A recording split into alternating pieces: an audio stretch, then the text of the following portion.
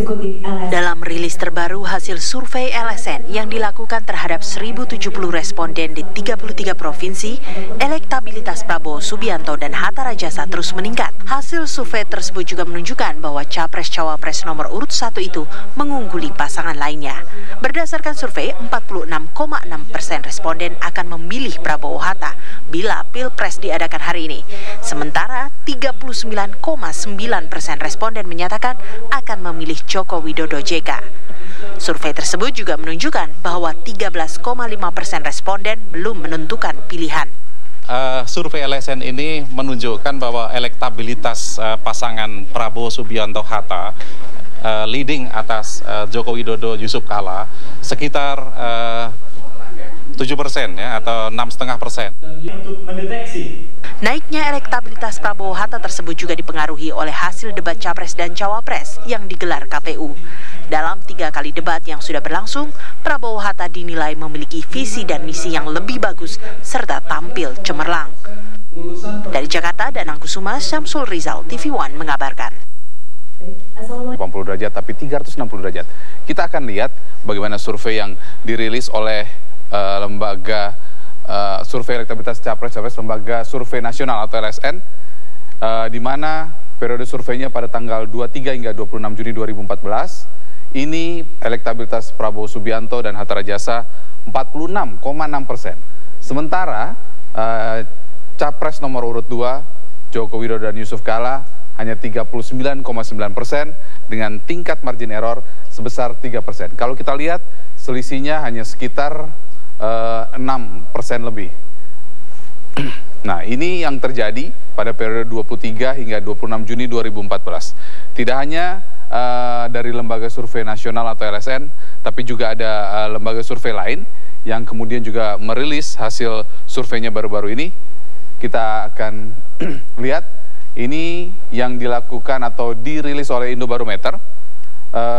Kondisinya di mana pasangan Prabowo Hatta pada survei periode 16 hingga 22 Juni 2014, elektabilitasnya 42,6%. Lalu dengan nomor urut 2, Joko Widodo dan Yusuf Kala 46%. Dengan tingkat margin error sebesar 3%, kalau kita lihat selisihnya hanya sekitar 3,4%. Itu artinya sangat ketat sekali karena sangat mendekati dengan angka margin error yang hanya 3%. Dan itu setidaknya gambaran bagaimana kemudian tingkat elektabilitas Prabowo yang memang diprediksi terus menaik dan juga mendekati bahkan dalam beberapa survei melampaui elektabilitas dari Joko Widodo dan Yusuf Kala. Nah, kita akan berbincang mengenai apa yang dirilis oleh Lembaga Survei Nasional atau LSN, mengapa kemudian elektabilitas Prabowo melesat jauh yang tidak diperkirakan oleh orang sebelumnya. Sudah ada Sinta bersama juga dengan Mas Umar Bakri. Mas Umar Bakri dari LSN yang mengatakan bahwa memang elektabilitas Prabowo dan Hatta semakin hari semakin naik ya Pak ya. Kalau dilihat dari elektabilitas per minggu Pak dari LSN, apa sih membuat akhirnya Prabowo ini lebih leading dibandingkan Jokowi JK dari hasil LSN elektabilitasnya? Iya, yang sering diabaikan oleh para pengamat politik adalah mesin politik.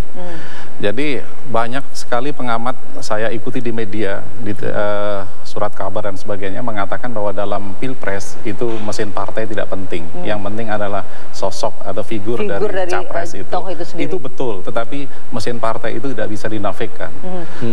Buktinya Prabowo Hatta ketika belum terbentuk koalisi, elektabilitas Prabowo itu jauh sekali dengan Jokowi ya. Bahkan bedanya sekitar lebih dari 20%. Ya. Tetapi setelah partai-partai koalisi terbentuk, koalisi merah putih terbentuk, elektabilitasnya itu melesat gitu. Jadi mesin partai atau dukungan dari konstituen partai-partai koalisi itu tidak bisa dinafikan begitu saja. Jadi seperti masih dari Golkar, dari P3, iya, dari P3, dari PKS, ya, dari P3, dari PAN, ya semua itu memberikan kontribusi atas naiknya elektabilitas Prabowo Hatta. Tentu faktor Pak Prabowo sendiri, figur Prabowo itu memberikan kontribusi yang paling penting. Tapi mesin partai ini tidak bisa diabaikan. Pak Umar, ada yang bilang kalau pileg itu mungkin orang preferensinya ketika partai dia simpatisan ataupun kader partai ketika dalam pileg dia memilih pasti partainya. Tapi ada juga yang berpendapat bahwa ketika pilpres ini urusannya sudah lain. Iya.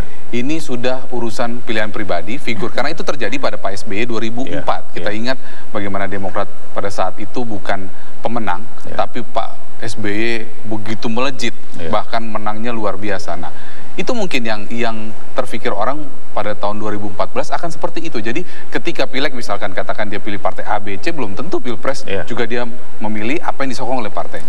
Iya, itu di dalam terminologi ilmu politik dikenal dengan split ticket. Ya.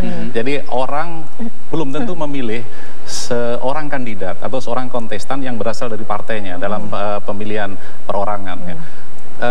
Tapi kasus 2009 dan juga 2004 itu berbeda dengan 2014. Apa bedanya pada 2009? Bedanya saat itu figur SBY itu begitu populer sekali dan tidak ada satupun orang di Republik ini yang bisa mendekati, menandingi popularitas beliau. Nah sekarang ini antara Joko Widodo dan Prabowo Subianto itu popularitasnya relatif seimbang. Nah ini menarik nih, kalau kita lihat 4-5 bulan lalu kan Joko Widodo begitu populer. Dia selalu merajai semua survei. Bahkan Prabowo hanya separuhnya, mungkin berkisar 20%. 3-4 bulan orang tidak membayangkan dia bisa melesat. Apa yang menyebabkan itu? Iya, itu tadi yang saya sebut dengan mesin partai. Ya, jadi LSN pernah melakukan survei ketika koalisi merah putih itu belum terbentuk. Saat itu perbedaan elektabilitas Prabowo dan Joko Widodo itu sekitar 20%. Ya. Joko Widodo itu sudah melewati 30%, Prabowo masih belasan persen. Gitu. Tapi begitu koalisi merah putih terbentuk, kami melakukan survei, ya, ternyata ini melesat. Jadi ini yang saya sebut mesin partai itu punya peran yang tidak bisa dikecilkan di dalam kenaikan elektabilitas Prabowo Hatta ini. Meskipun sekali lagi faktor figur dalam hal ini adalah Prabowo Subianto dan Muhammad Hatta Rajasa itu juga memberikan kontribusi yang tidak kecil. Pak Umar, kalau tadi Anda soal figur, apakah memang masyarakat kita perlu pemimpin yang tegas, yang keras dari militer? Tapi dijawabnya nanti Pak, karena kita beristirahat. Kita kembali dengan Dialog Kabar Petang sesaat lagi.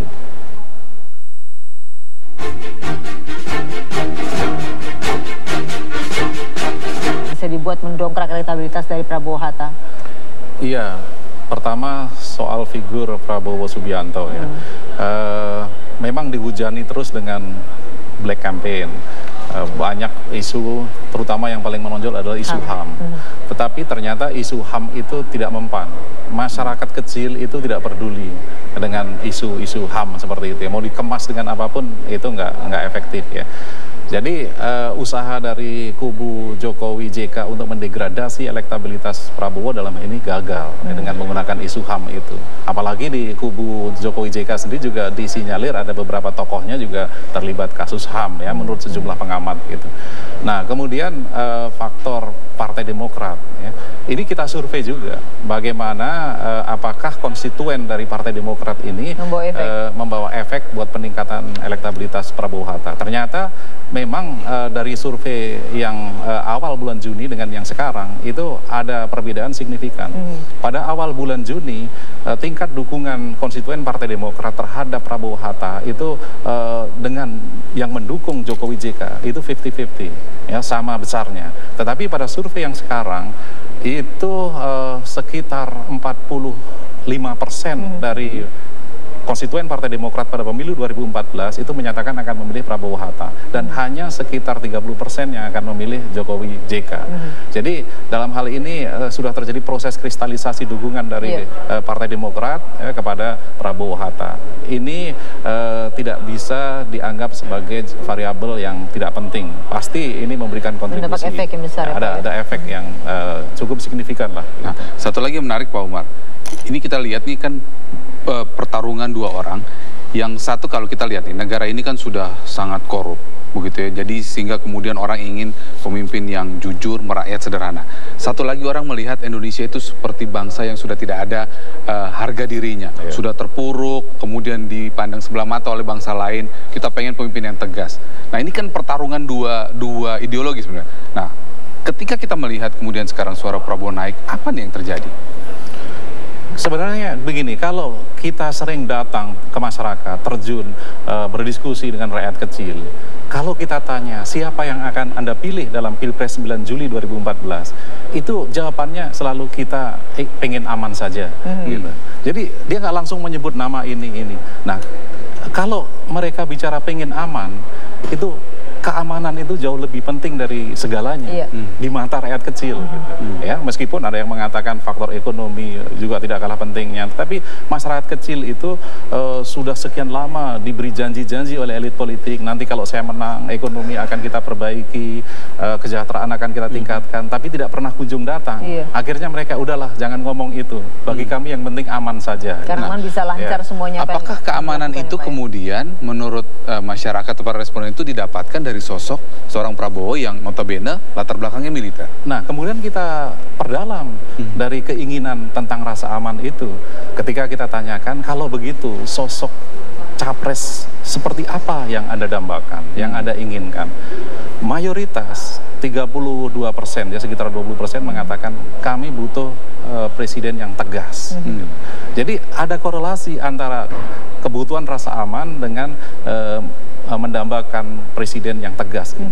Nah, kemudian kita coba lagi dengan pertanyaan yang lain. Ada dua kombinasi, yaitu kombinasi capres dari TNI dan wapresnya sipil. Kombinasi yang satunya lagi, baik capres maupun cawapresnya sipil. Mana Anda yang kombinasi mana yang Anda pilih? Ternyata kombinasi yang pertama, capres TNI, cawapresnya sipil. Ini yang lebih diinginkan. Jadi kenapa kita mau ngambil kesimpulan atau mengapa Prabowo Hatta ini elektabilitasnya naik, itu sudah kita uji dengan berbagai macam pertanyaan. Jadi bukan kebetulan kita tanya kamu pilih yang mana, terus elektabilitasnya sekian, tapi berbagai macam variabel kita Berarti faktornya uji banyak coba. Ya Pak ya, dari tokoh, dari mesin politik, dari debat dan juga dari figur itu sendiri. Sehingga saya punya keyakinan bahwa